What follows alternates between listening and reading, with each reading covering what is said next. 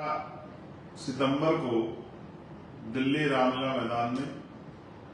अपने मुद्दों और मांगों को लेकर एक आंदोलन हम लोगों ने बुलाया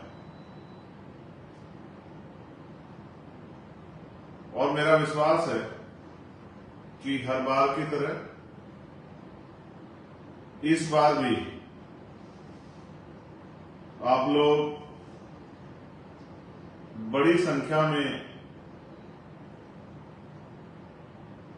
दिल्ली पहुंचकर इस आंदोलन को मजबूत करने का काम करेंगे। जैसे 2 अप्रैल का आंदोलन हो, दिल्ली में एनआरसी का आंदोलन हो, दिल्ली में जब हमारा गुरु घर टूटा उसका आंदोलन हो, या उसके अलावा भी कभी भी जब मैंने आपको, चाहे 21 जुलाई का आंदोलन हो, जब मेरे ऊपर गोली चली थी, समाज की बहुत सारी मांगों को लेकर हमने ज्ञापन दिया था, ऐसे सभी मामलों में बहुजन समाज के लोगों ने देश भर से मेरी एक आवाज पर आंदोलन को ताकत देने के लिए, अपना बल दिखाने के लिए हमेशा आगे बढ़ के इस लड़ाई को, संघर्ष को महान पुरुषों के रास्ते पर चल के आगे बढ़ाने का काम किया। मेरे आज भी याद है, कभी ऐसा नहीं हुआ कि मैंने आपको याद किया, आपसे आग्रह किया और आपने मेरे आग्रह को स्वीकार नहीं किया। जब मैंने आग्रह किया, आप लोगों ने काम छोड़ के, भूख प्यास की चिंता न करते हुए, अपने छोटे छोटे साधनों से, बस, ट्रेन, प्राइवेट गाड़ियों से, कई बार तो पैदल भी हमारे साथियों ने अन्य प्रदेशों से चलकर समाज में जो लोग सोए हुए हैं उनको भी ये संदेश देने का काम किया कि हमें सब लोगों को मिलकर दिल्ली पहुंचकर आंदोलन को ताकत देनी चाहिए। इस बार में महत्वपूर्ण रूप से भीम आर्मी आजाद समाज पार्टी के बहादुर योद्धाओं को और बहुजन समाज के लोगों को कहना चाहता हूं कि जिस तरह से सरकार ने निजीकरण करके हमारे लोगों को मिलने वाले संवैधानिक अधिकारों को खत्म करने की एक कोशिश की है, जिस तरह से सुप्रीम कोर्ट के ऑर्डर के बाद रिजर्वेशन इन प्रमोशन लागू नहीं किया गया है, जिस तरह से बैकलॉग देश में अभी नहीं भरा गया है, जिस तरह से क्रीमी लेयर का सिद्धांत लागू करके संविधान के द्वारा प्रदत्त जातिगत आरक्षण की हत्या करने का प्रयास किया जा रहा है, जिस तरह से ईडब्ल्यूएस देकर पहले ही संविधान की हत्या का एक प्रारूप, एक आधार तैयार कर लिया है, जिस तरह से 2 अप्रैल 2018 के मुकदमे अभी तक वापस नहीं हुए, जिस तरह से देश में दलितों, पिछड़ों, आदिवासियों, किसानों और धार्मिक भावना को ध्यान में रख के मुसलमानों पे, ईसाइयों पे, बौद्धिस्टों पे, जैनों पे, उनके धार्मिक स्थलों पे जिस तरह के हमले हो रहे हैं या उनकी मॉब लिंचिंग की जा रही है और पिछले कुछ दिनों में घटनाएं बढ़ी हैं, ये भी आपके सामने है। मैं मानता हूं लोकतंत्र में जनता मालिक होती है, लेकिन आज की सरकारें जनता की बहुत अहमियत नहीं समझती, इसीलिए वो लगातार उन अधिकारों को कुचलने का बड़ी तेजी से प्रयास करती रहती। इस बार भी समाज पे विपत्ति आन पड़ी है और मैं आपसे आग्रह करता हूं, साथ साथ मैं भीम आर्मी आजाद समाज पार्टी के साथियों से ये कहना चाहता हूं कि उनको वो कर भी रहे हैं, लेकिन मैं उनसे चाहता हूं कि समाज को जागरूक करने के लिए वो गांव-गांव मीटिंग करें आने वाले दिनों में। आज 4 तारीख है और 5 दिन का 6 दिन का समय आपके पास है जो दिल्ली के नजदीक रहते हैं, हरियाणा के लोग हों, यूपी के लोग हों, मध्य प्रदेश के लोग हों, राजस्थान के लोग हों, दिल्ली प्रॉपर में रहने वाले हों, इन स्टेटों के लोगों से तो मैं आग्रह करूंगा कि वो अपनी बस्तियों में, गलियों में, मोहल्लों में, गांव में मीटिंगें करके समाज के लोगों को प्रेरित करें कि वो इस आंदोलन को मजबूत करने के लिए दिल्ली आए।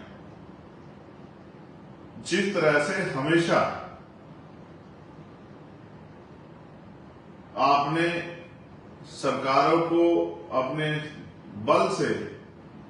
जनबल से अपनी शक्ति का एहसास कराकर उनके गलत इरादों की भावना को रोकने का काम किया, उनको अपने फैसले बदलने के लिए मजबूर किया, उसी तरह से इस बार भी आपका ये बल समाज के लोगों में एक विश्वास और संघर्ष का मादा रखने वाले बहादुर साथियों के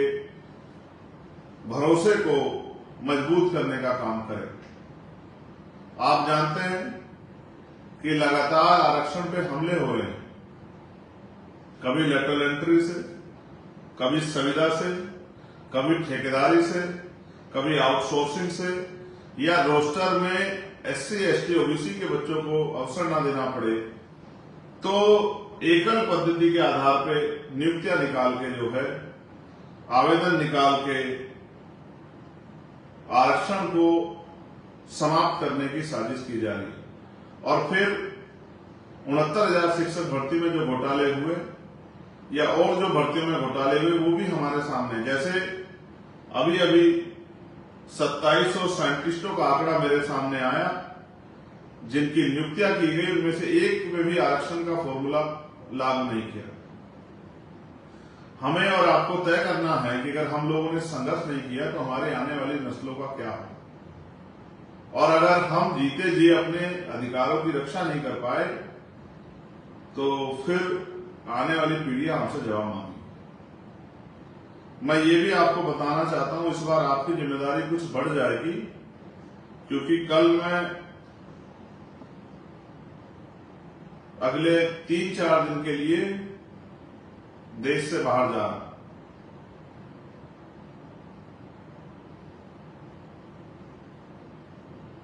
संत रामानंद जी महाराज जो कौम के शहीद थे,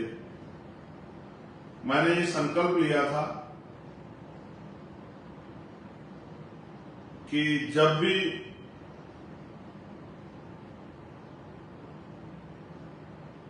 मैं लोकसभा जीतने के बाद और मेरे पास पासपोर्ट होगा कि मैं दूसरे देश में जा सकता हूं, तो किसी भी चुनाव का हिस्सा मैं तभी बनूंगा जब मैं संत रामानंद जी की शहीदगी स्थल पर नमन करके माथा टेक के आ जाऊंगा। मैंने उनके जीवन से संघर्ष करना और त्याग करना और अपने जीवन को समाज के नाम बलिदान करना सीखा है। हरियाणा में चुनाव में और जम्मू में मैं अपने वचनों के प्रति, अपनी बात के प्रति संकल्पित हूं, इसीलिए मैं उस धरती को नमन करने के लिए जा रहा हूं। अगले 4 से 5 दिन मैं वहीं रहूंगा, उसी धरती को नमन करने के लिए नतमस्तक होके उस बलिदान संघर्ष की प्रक्रिया को आगे बढ़ाने के लिए, उस समर्पण के भाव को आगे बढ़ाने के लिए और अपने बाद अपने साथियों में उस समर्पण के भाव को आत्मसात करने के लिए, उन तक पहुंचाने के लिए मैं वहां जा रहा हूं। मैं आपसे उम्मीद करता हूं हर बार मैं यहां रह के आप लोगों को फोन के माध्यम से जो मीटिंगों के माध्यम से और माध्यमों से आपसे अपील करता था कि आप आंदोलन कामयाब करें, जिम्मेदारी समझे। इस बार आपको जिम्मेदारी स्वतः उठानी है, क्योंकि ऐसा नहीं कि अब मैं अकेला इस काम को आगे बढ़ा रहा हूं। अब इस आंदोलन में पहले से भी हमारे राष्ट्रीय स्तर के सभी पदाधिकारी और हमारे बूथ तक का अंतिम कार्यकर्ता, हमारा भाई, हमारी बहन, हमारे परिवार के साथी, वो भी अपनी पूरी जिम्मेदारी को अदा कर रहे हैं। तो इस बार मैं आपसे उम्मीद करूंगा कि 11 तारीख को जब मैं आपके बीच आंदोलन में पहुंचूंगा दिल्ली रामलीला मैदान में, तो नजारा वैसा ही होगा जैसे हर बार आपने इस शक्ति को बढ़ाने का काम किया, ताकत को बढ़ाने का काम किया। आज हम जो कुछ भी हैं वो अपने बहुजन समाज की वजह से हैं। अभी देश में बहुत सारी चीजें होनी बाकी, जैसे ठेकेदारी प्रथा खत्म होनी बाकी, जैसे मंडल कमीशन की सारी सिफारिशें लागू होनी बाकी, जिस तरह से संख्या के आधार पर आरक्षण की व्यवस्था होनी बाकी, निजी क्षेत्रों में आरक्षण की मांग हम लोगों ने की, निजी क्षेत्रों में आरक्षण की व्यवस्था होनी बाकी, गरीब तक रोटी कपड़ा मकान की व्यवस्था पहुंचना भी बाकी, साथ साथ बहन बेटियों पे जो शोषण होता है वो शोषण अभी रुका नहीं, उसको थामना जरूरी है। इस बात को भी हमें नजरअंदाज नहीं करना है। साथ साथ नौजवानों के लिए रोजगार के अवसर, किसानों मजदूरों के अधिकारों की रक्षा, उनकी फसलों के उचित दाम, उनको न्यूनतम वेतन मजदूरों के लिए, साथ साथ देश में अच्छी पढ़ाई, अच्छी शिक्षा व्यवस्था, अच्छी चिकित्सा व्यवस्था, कुटीर उद्योग लगा के महिलाओं को घरों तक रोजगार, संपूर्ण रूप से सामाजिक न्याय, ये इन सब चीजों में एक बहुत बड़ा काम होना बाकी है। तभी संभव होगा। लगातार निजीकरण के जरिए जिस तरह से सरकारी नौकरियों को खत्म किया जा रहा है उसमें रोकथाम, ये तभी संभव होगा जब हम लोग अपनी ताकत बढ़ाएंगे। मैं आपसे आग्रह करता हूं, और मेरी गैर मौजूदगी में हमारे भीम आर्मी के राष्ट्रीय स्तर के सभी पदाधिकारी, अध्यक्ष जी, महासचिव और तमाम सब साथी, और हमारी आजाद समाज पार्टी के सभी साथी, सभी प्रदेशों के अध्यक्ष, सभी नेतागण, हमारे राष्ट्रीय कोर कमेटी के मेंबर अपनी अपनी जिम्मेदारियों को निभाएंगे, ऐसा मेरा विश्वास है। मैं पुनः आपसे आग्रह करता हूं कि जहां तक भी मेरी आवाज जाए, 11 सितंबर 2024 सुबह 9:30-10 बजे रामलीला मैदान में मैं आपका इंतजार करूंगा। और मेरी उम्मीद और विश्वास है कि इस बार का आंदोलन इतना ताकतवर होगा कि सरकार की नींद उड़ जाएगी और सरकार हमारे अधिकारों के खिलाफ फैसले लेने से पहले 1000 बार सोचेगी। बहुत बहुत धन्यवाद। जय भीम, जय भारत, जय संविधान, जय मंडल, जय जोहार, जय जवान, जय किसान, जय विज्ञान। धन्यवाद। साथियों, जैसा कि आपको पता है, बी मिशन टीवी हमेशा ग्राउंड जीरो की रिपोर्ट आपके बीच रखता है। अगर आपको हमारा काम पसंद आता है तो बी मिशन टीवी को आर्थिक मदद करें, जिससे कि हम यूं ही निरंतर ग्राउंड लेवल पर काम करते रहें। स्क्रीन पर दिख रहे QR कोड को स्कैन करें और अपने दान की राशि बी मिशन टीवी के खाते में भेजें। QR कोड के अलावा आप हमारी UPI ID BMissionTV@YBL पर भी मदद भेज सकते हैं।